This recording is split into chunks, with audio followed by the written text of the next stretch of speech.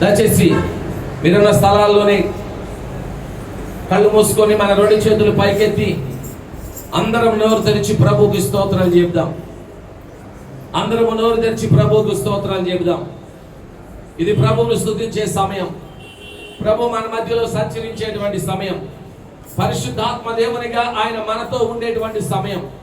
మనల్ని బలపరచాలని, మనల్ని ఆయనలో స్థిరపరచాలని, ఏక మనస్సును మనకి ఇవ్వాలని, తన ఆత్మతో మనల్ని అభిషేకించి ఆత్మపూర్ణులుగా మనల్ని చేయాలని, ఆత్మానుసారంగా మనల్ని నడిపించాలని, మనకి స్వస్థతను, నెమ్మదిని, సమాధానమును, సంతోషమును కలిగించాలని పరిశుద్ధాత్మ దేవుడు ఇదిగో మనకున్న కొదువలు, మనకున్న పరిస్థితులు, మనకున్న అక్కరతలు, మనకున్న స్థితిగతులు అన్ని ఎరిగి ఆయన సహాయము చేయువాడై ఉండగా పరిశుద్ధాత్మ దేవుని సన్నిధి, ఆయన మహిమ, ఆయన తేజో మహిమ మనల్ని ఆవరిస్తూ ఉండగా సమయంలో ప్రతి ఒక్కరం కూడా ప్రభువుని స్తుతిద్దాం, ప్రభువును గణపరుద్దాం. అందరూ నోరు తెద్దామా?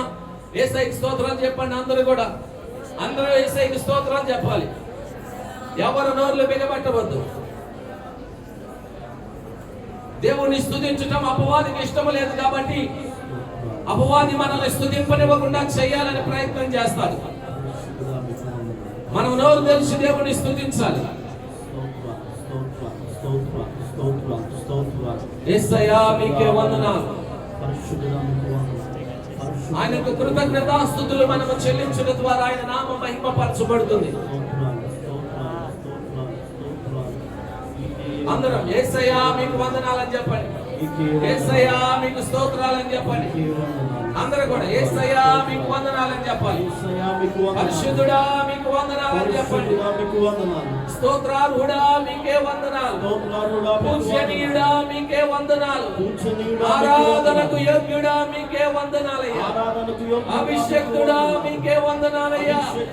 నిజమైన దేవుడా మీకే వందనాలయ్యా. నిత్య జీవమై ఉన్న మా యేసయ్యా మీకే వందనాలయ్యా. సృష్టికర్తవైన మా దేవా మీకే వందనాలయ్యా. పరిశుద్ధుడవైన దేవా మీకే వందనాలయ్యా. నీతిమంతుడవైన మా యేసయ్యా మీకే స్తోత్రాలు నాయనా అని ప్రతి ఒక్కరం కూడా ప్రభువుని స్తుతిద్దాం, ప్రభు నామాన్ని కనపరుద్దాం. హల్లెలూయా, హల్లెలూయా, హల్లెలూయా, హల్లెలూయా.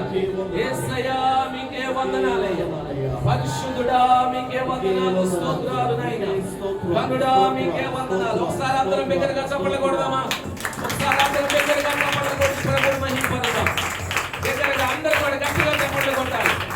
స్తోత్రం, స్తోత్రం, స్తోత్రం, స్తోత్రం, స్తోత్రం, స్తోత్రం, స్తోత్రం, స్తోత్రం, స్తోత్రం, స్తోత్రం, స్తోత్రం. హల్లెలూయా, హల్లెలూయా, హల్లెలూయా, హల్లెలూయా, హల్లెలూయా. యేసయ్యా మీకే వందనాలు. ఈ పాట మీకు వచ్చిన ఎడల మాతో కూడా కలిసి పాడండి. రాని ఎడల చప్పట్లు కొడుతూ ప్రభునామాన్ని మహిమపరచండి. ఎప్పుడో గత కాలంలో చాలా సంవత్సరాల క్రితం ఈ పాట పాడినట్లుగా గుర్తు. అయినా మరలా మరి ప్రభును స్తుతించినట్లుగా ఈ పాట పాడాలని మరి గుంటూరు రాజా గారు రచించి మరి బాలు గారు పాడినటువంటి పాట ఈ సమయంలో మనం కూడా పాడుకుంటూ ప్రభుని ఆరాధిస్తూ ఆయన నామాన్ని కనపరుద్దాం. Praise the Lord. Hallelujah, hallelujah, hallelujah, hallelujah. పరిశుద్ధుడా, పరిపూర్ణుడా, యుగ పురుషుడా, పురుషోత్తముడా,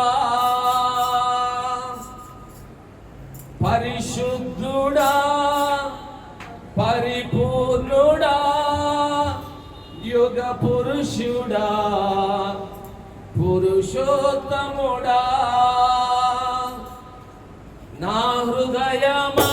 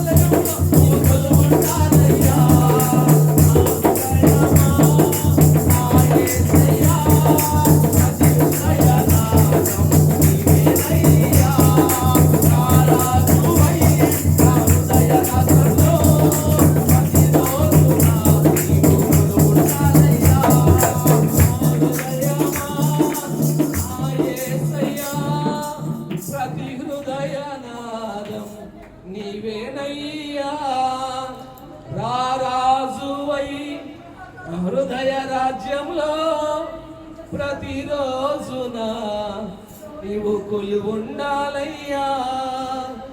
నా హృదయమా నా యేసయ్యా, ప్రతి హృదయ నాదం నీవేనయ్యా, రారాజువై హృదయ రాజ్యంలో ప్రతిరోజున నీవు కొలువుండాలయ్యా.